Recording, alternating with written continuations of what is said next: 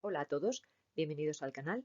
En este vídeo repasaremos algunas de las infecciones víricas respiratorias y en otro vídeo que he llamado como segunda parte continuaremos repasando algunos virus responsables de la bronquiolitis.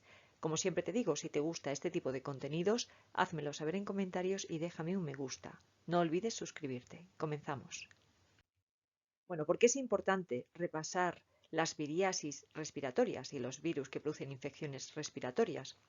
Bueno, pues por su elevada frecuencia.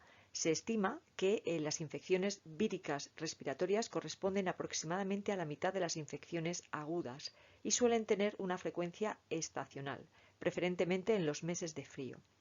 La mayoría de las infecciones respiratorias agudas, aproximadamente el 70%, son causadas por virus, entre los que prevalecen 8 géneros con unas 200 variedades antigénicas. Producen diferentes sintomatología que van desde rinitis aguda o resfriado común hasta una neumonía.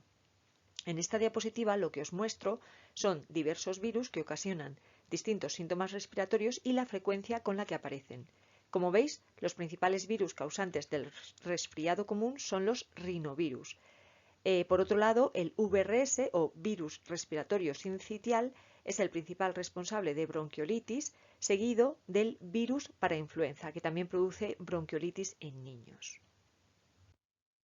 El resfriado común está causado fundamentalmente por 5 familias de virus. En general suele ser un proceso leve y autolimitado, pero en un porcentaje pequeño de casos puede haber complicaciones con infecciones bacterianas, especialmente en el oído medio. En la mayoría de los casos, aproximadamente en el 75%, el resfriado común se debe a un agente vírico. Se caracteriza por rinorrea, estornudos, tos irritativa, obstrucción nasal, odinofagia o lo que es lo mismo, dolor al deglutir. En muchas ocasiones también se pierde gusto y olfato. También puede haber cefalea y elevación moderada de la temperatura. La membrana epitelial de la mucosa nasal puede verse afectada con infiltración leucocitaria y aumento de mediadores como la histamina, prostaglandinas e interleuquina 1. El periodo de incubación oscila entre las 24 y 72 horas. La sintomatología puede durar hasta una semana, pero en el 25% de los pacientes se ha descrito que puede llegar hasta 2 semanas. Prácticamente en la mitad de los casos el agente causal es un rinovirus que pertenece a la familia Picornaviridae. En algunos casos puede haber complicaciones como otitis media o exacerbaciones del asma bronquial, tanto en niños como en adultos.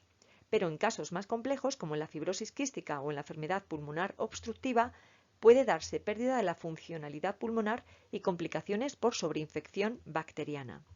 ¿Qué decir sobre los rinovirus? Bueno, ya hemos dicho que son el responsable del 50% de los casos de resfriado común. Es un virus de RNA monocatenario que pertenece a la familia Picornaviridae. Presentan una distribución universal.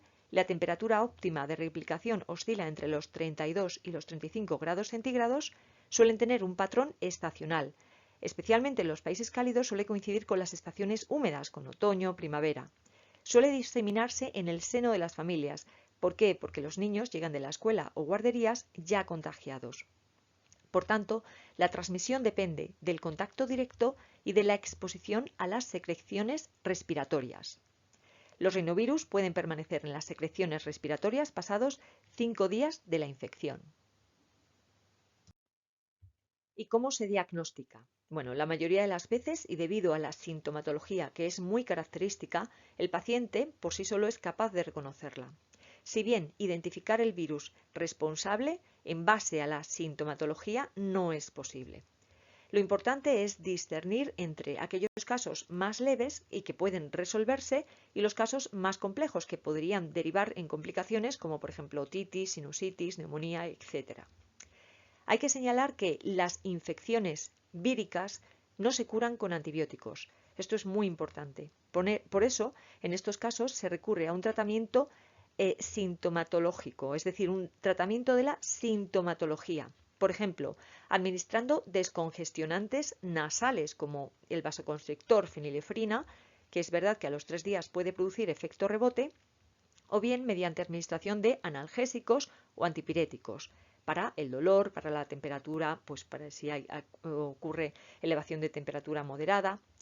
Bueno, como digo, las infecciones víricas no se tratan con antibióticos, salvo que en algunos casos determinados, por ejemplo, para evitar complicaciones mayores, para evitar sobreinfección bacteriana, sí que se puede recurrir a su administración. Respecto a la prevención, bueno, pues hay que recurrir en lo posible a evitar exponerse a las microgotas, también recurrir a un lavado exhaustivo de manos y al uso de mascarillas, que también puede evitar la diseminación. Hasta aquí el vídeo de hoy. Gracias por verlo y no olvides suscribirte. Hasta la próxima.